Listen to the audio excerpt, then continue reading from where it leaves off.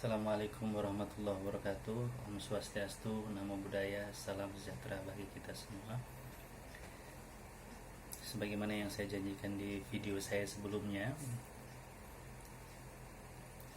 kemarin itu adalah sebuah pernyataan komitmen bahwa saya akan melakukan semacam eksperimen kesadaran di tengah pandemi COVID-19 ini.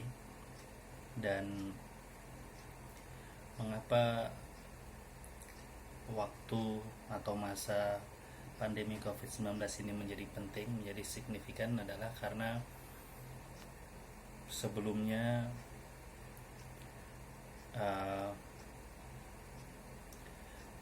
apapun yang saya lakukan, entah itu belajar, entah itu merenung, entah itu menemukan banyak hal, ide atau temuan-temuan yang berkaitan dengan spiritualitas, religiositas, tentang hidup, itu semuanya terjadi di masa dimana keadaan relatif stabil, keadaan relatif secure, relatif aman. Nah, sementara di saat pandemi COVID-19 ini keadaan relatif lebih insecure, lebih tidak aman, dalam artian pikiran bahwa things will be different tomorrow, bahwa hal akan terjadi berbeda di masa yang akan datang, karena memang segalanya menjadi tidak pasti. Saya seperti yang teman-teman saksikan, saya berada di Solo, saya berada di kamar saya. Kalau biasanya saya membuat video di ruang kelas di tempat saya bekerja, ini saya melakukannya di kamar saya di Solo, bukan di Jakarta.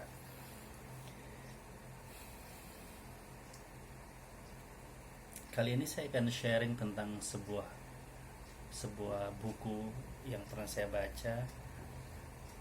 Judulnya Atma Bodha, karya Bapak Anand Krishna. Dan sekali lagi, sharing ini akan menjadi bring some significance, akan lebih membawa makna yang berbeda, karena memang saya lakukan di masa yang berbeda, di tengah ketidakpastian. Artinya kesadaran saya lebih teruji, ketahanan saya, bagaimana saya menghadapi situasi ini lebih teruji. Artinya saya dituntut lebih sadar lagi, karena segalanya menjadi tidak pasti. Walaupun sebenarnya kepastian itu tidak ada.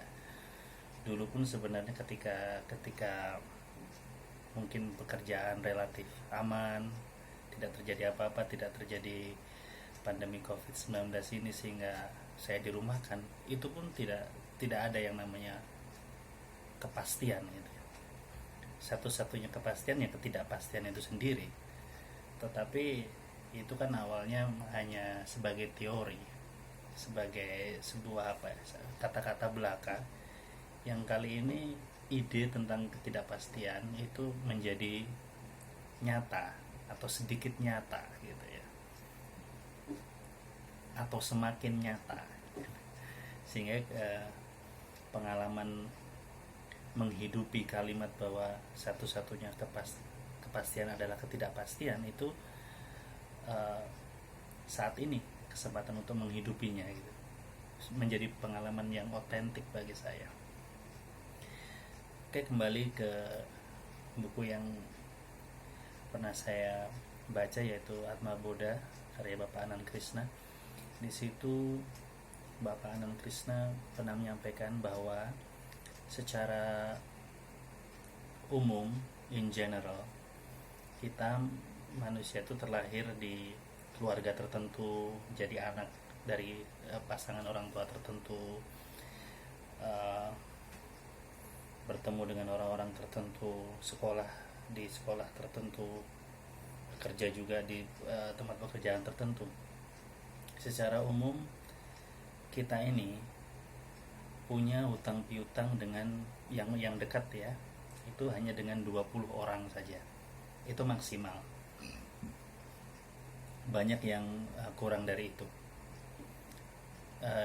Jarang sekali yang lebih dari itu. Maksimal ya 20 orang itu.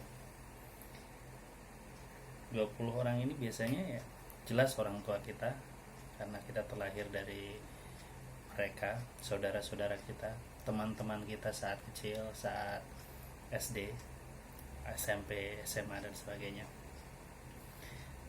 Semakin dewasa kita dipertemukan dengan orang-orang yang juga sesuai dengan perkembangan kesadaran kita dan sesuai dengan hutang piutang yang harus kita lunasi. Dan di tengah pelunasan hutang itu, apabila kita hidup tanpa kesadaran, kita seperti melakukan segala sesuatu dengan tanpa kesadaran, sehingga kita menambah hutang lagi. Sehingga yang sedianya hidup itu seharusnya dijadikan sebagai upaya pelunasan hutang sehingga jiwa kita terbebaskan, moksa. Nah, moksa ini merupakan salah satu konsep dalam agama mungkin tidak ada di agama-agama Timur Tengah, Yudaisme, Kristen, Islam dan Yahudi, tapi adanya di agama-agama Timur, di agama Hindu dan Buddha. Jadi konsep pembebasan, bahwa kita ini terlahir karena kita memang punya urusan yang harus diselesaikan, dan ketika urusan itu selesai kita moksa, terbebas, kita menjadi eligible, menjadi layak untuk mengalami hal-hal yang lebih tinggi. Sehingga ketika kita hidup tanpa kesadaran, kita tidak sadar punya hutang. Ketika kita tidak memiliki kauroh seperti ini, memiliki ilmu seperti ini, kita akan cenderung menghadapi hidup ini menambah hutang di sana sini karena ambisi kita yang memang tanpa batas, sehingga hutang tidak terlunasi malah jadi tambah. Itulah yang menyebabkan kita lahir dan terlahir lagi terus menerus, karena kita memiliki begitu banyak hutang.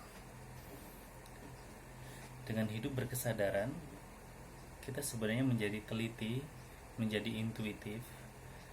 Mengapa bisa intuitif? Analoginya begini. Kalau kita punya, saya berada di satu kamar, ketika barangnya sedikit saja, ada meja, ada tempat tidur, ada bantal, mungkin ada lemari, dan dalam lemari itu ada hanya beberapa potong pakaian, saya akan dengan mudah menginventarisirnya. Saya akan bisa tahu, oh barang ini yang tadinya ada menjadi tidak ada.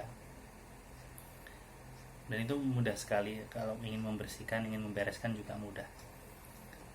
Berbeda ketika ada begitu banyak barang.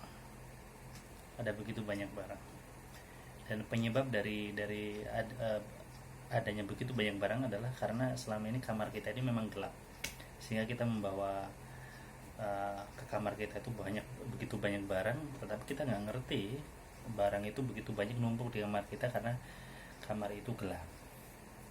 Nah, sehingga pencerahan ilmu seperti ini sebenarnya merupakan tahap awal. Ketika lampu kamar dihidupkan, kita jadi tahu begitu banyak barang, sehingga kita secepat mungkin untuk mengeluarkan barang-barang yang tidak perlu dan sebagainya. Dan ketika barang semakin sedikit, kita dengan mudah bisa membereskan barang-barang itu. Mana yang masih perlu, mana yang masih kita butuhkan akan kita simpan. Yang mana yang tidak kita butuhkan, kita relakan untuk pergi. Seperti itu. Dan tetapi ketika pemikiran atau pencerahan yang tidak muncul, maka satu masa kehidupan itu kita cuma numpuk barang saja di kamar kehidupan kita, di kamar jiwa kita yang masih gelap. Jadi memang usaha pertama adalah menerangi kamar kita.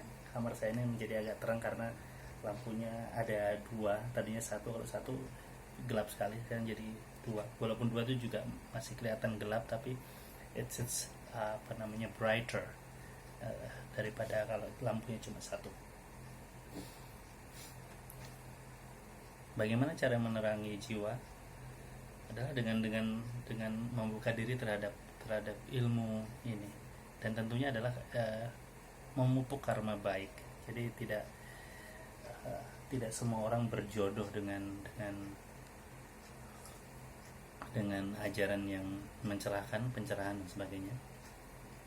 Walaupun setelah memahami ilmu spiritualitas seperti ini, saya jadi tahu juga bahwa agama-agama timur pun sebenarnya juga menyampaikan hal ini, cuma masih dalam bentuk tersirat, ya, tidak tersurat, dalam bentuk sastra, dalam bentuk puisi, syair dan sebagainya, yang sebenarnya mengarahkan kita kepada pemahaman yang sama yang saya jumpai di agama-agama timur tentang moksha ini.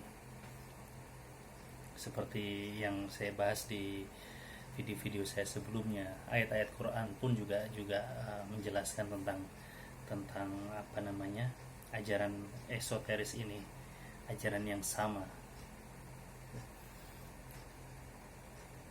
Jadi satu kesimpulan di video saya yang singkat ini, di tengah pandemi COVID-19 ini yang merupakan ajang bagi saya untuk latihan dalam menghadapi ketidakpastian yang mewujud dalam hidup ini, adalah kesimpulannya kita mengupayakan pencerahan, ya. Setelah tahu bahwa sebenarnya hidup ini adalah untuk melunasi hutang, maka ya jangan berupaya untuk menambah hutang, dalam artian jangan cari perkara.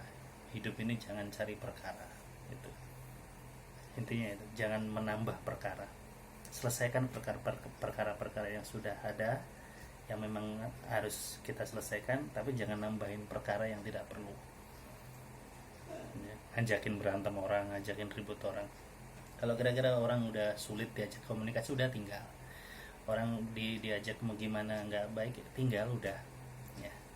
Karena kita mengurusi diri kita sendiri, urusan masing-masing. Suatu saat kalau memang kita harus berbagi, dan kepada siapa kita berbagi,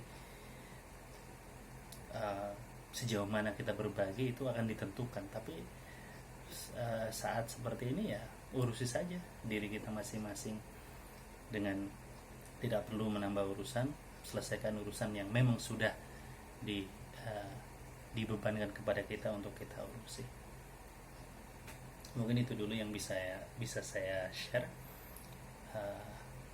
Terima kasih, semoga bisa saya selanjutkan pada kesempatan berikutnya. Namaste.